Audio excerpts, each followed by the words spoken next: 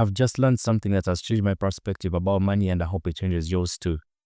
So the thing I'm going to talk about is something you probably heard of or not, but still something worthy diving into, and that's the gold standard. So for centuries, across countries, Egypt to Rome, countries recognized gold as the standard because it was reliable, unchanging, and trustworthy. So when modern nations started building their financial systems, they followed the same principle. They tied their currencies back to gold. So for example, if they were printing their currencies, for example, the dollar, they had to have enough gold in their vaults that matched the quantity of money that they were printing.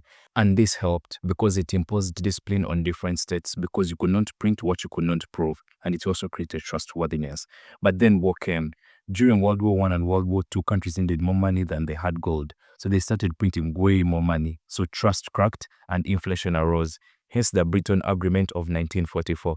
So during the Britain Agreement of 1944, the US dollar became the new global anchor. So every other currency was going to be tied to the US dollar, and the US dollar was going to be backed by gold. But then in the 1960s, the USA started spending a lot on the Vietnamese War, Cold War, and social programs. Hence, they started printing way more money than they had gold, and countries started asking for gold in exchange, and hence Nixon did something that was extraordinary and controversial. President Nixon in 1971 said no more gold for your money. With gold gone, the US dollar risk collapse, but US had a plan. So in 1974, the US entered into an agreement with Saudi Arabia, the largest oil-producing country in the world, that all oil will be sold in US dollars, and in exchange, Saudi Arabia would get US military protection.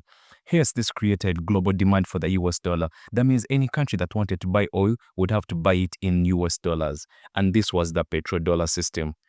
And now, money is not backed by gold, nor by oil, but by confidence. Our economic systems are built on trust. Money has value because we believe it does. It's a shared hallucination.